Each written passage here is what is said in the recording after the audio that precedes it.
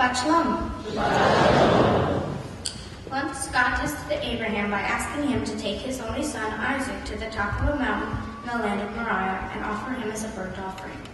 So the next day Abraham rose early, got his donkey ready for the trip, and he took Isaac and his two servants and set off together. On the third day of walking, Abraham could see the place God had spoken of to him and told the servants to wait while he and Isaac continued on together. Abraham gave Isaac the wood to carry, and he himself carried the firestone and the knife. Then Isaac questioned Abraham by saying to him, "I see the wood and the firestone, but where is the lamb?" And Abraham replied, "God will see to the lamb." Finally, they reached the place God had told him of. Abraham built an altar and bound Isaac to it. When he took out the knife to slay Isaac, an angel came down from the heavens and said to him, "Abraham, Abraham, do not kill your son Isaac. Now I know you are one who fears God." My first question was the correct answer to the test to resist and do the just thing, or to obey God and do the unjust thing? It was hard for me to answer that because there were so many answers to settle on. Finally, Rabbi Levi helped me understand that I was supposed to answer the question in my voice and my opinion, not someone else's opinions. With that little bit of information, it was quite a bit easier to figure out that I believe that the correct answer is to do the just thing and decline God's offer of killing your son. I believe that wasting someone who loves life to prove loyalty to another is just betraying your loyalty to the one you killed and all the others involved in that person's life. For example, if Abraham had killed Isaac, he might be proving loyalty to Sarah, who loved Isaac and trusted Abraham with Isaac. By declining God's command, Abraham would be proving that he is willing to risk his own life for another one's and Sarah's loyalty. If Abraham had declined God's command, God might have come up with another punishment, but as my mom said multiple times, there's no punishment worse than killing your own son. My second question was, in modern day, who's testing us? In Abraham's day, it was clear. Now it is not. I think I'm quite glad God isn't testing us anymore.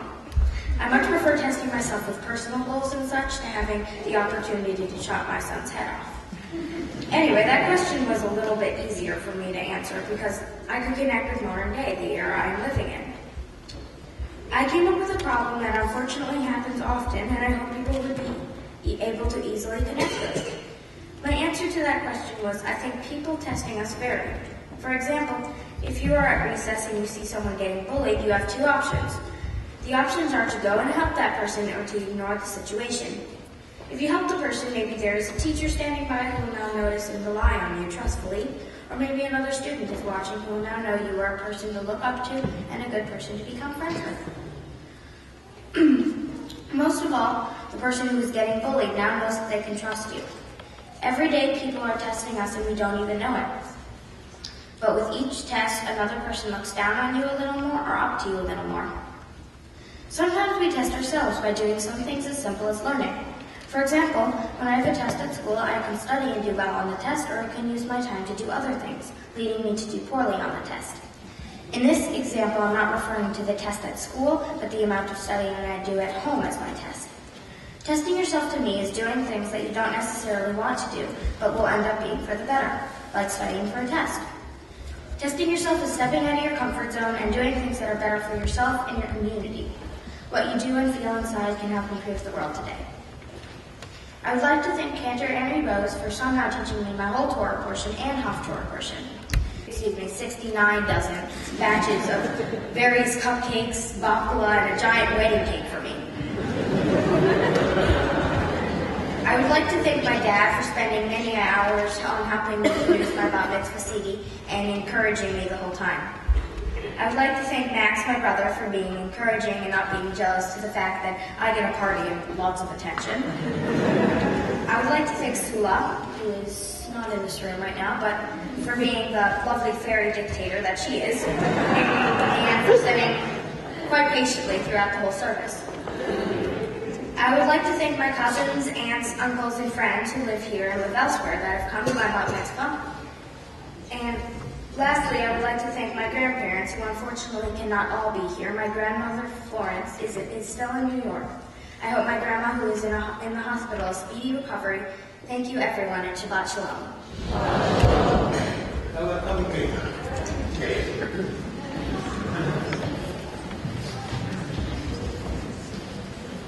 Now, wouldn't it be a nice surprise if there was a broom included with the wedding cake?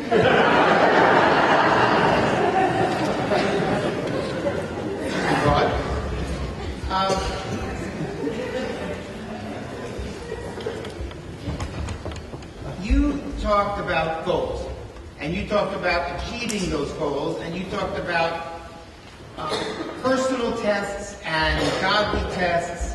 But you said something at the very beginning, which ran through everything else, although you didn't mention it more than at the beginning, and that was righteousness. That the goal of the tests, be they the tests that God puts on Abraham, which are sort of nasty tests, or the tests that you put on yourself, which are significantly more reasonable since they don't include killing people, are tests that are fundamentally about doing the right thing, doing righteousness.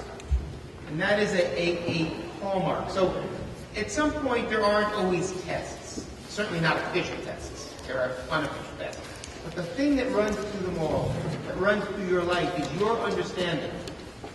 What needs to be lived is a life of righteousness. Abraham thought that too, but he sort of got it wrong, because he didn't do well in his test, as you point out, because he was actually willing to kill his son, which was the wrong thing to do. But he was trying to do what was right, as you do what is right. You said some wonderfully light lines about your brother and sister. I see her in the other room, I think you called her. But that was... Oh, good. Okay. And the beauty of that is that you meant it lovingly. You meant it with a sense of goodness and righteousness. Because you threw fairy before it. And that is, again, that's a mark of who you are. It's not about your tests, although you are skilled. It's not about achieving, although you achieve. It is about purpose and the righteousness that you bring to yourself and into the world. May that be a blessing with you always. May you always strive for righteousness. May you always achieve righteousness. May you always pass the test whose core question is, what is the right thing to do?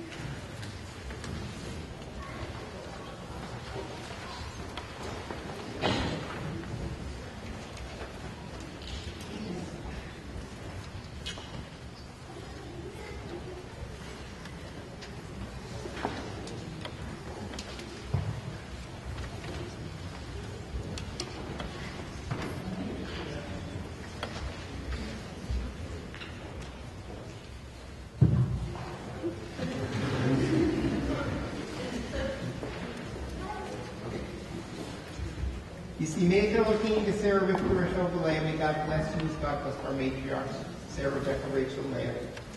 May Elohim, the Holy Shabbat, may God bring out all your wonderful deeds. May Shekin, the Father, Shalom, Barachmanu, may the presence of God be with you always, with you, a young woman of kindness. Amen.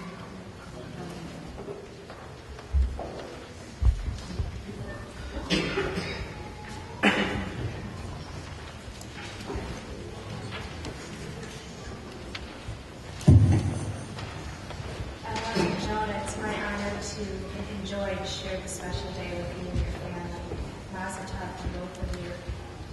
On behalf of the Temple Dynamic Board of Trustees, I have this to honor this day. Jonah, here's a certificate for you and your mitzvah, as well as a gift certificate towards a trip to Israel. And the same for you.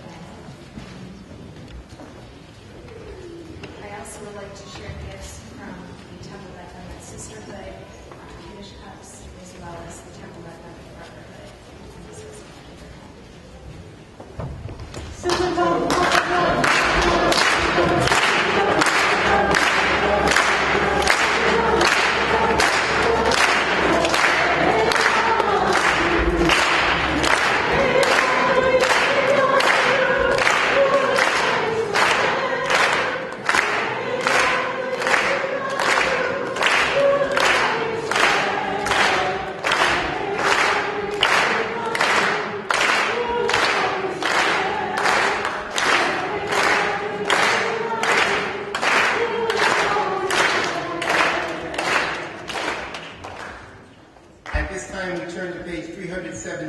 375.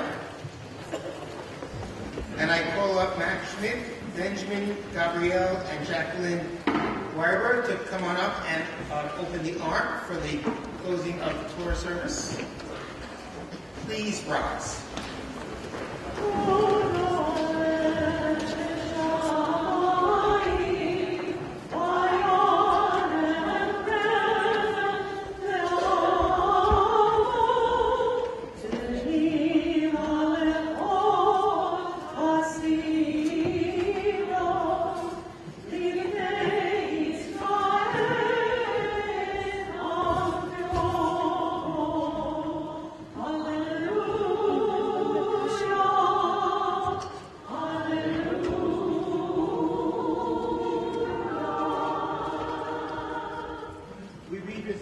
On page 375, God's Torah is perfect, reviving the soul. God's teaching is sure, making wise the simple. God's precepts are right, delighting the mind. God's mitzvot are clear, giving light to the eyes. God's word is pure, enduring forever. God's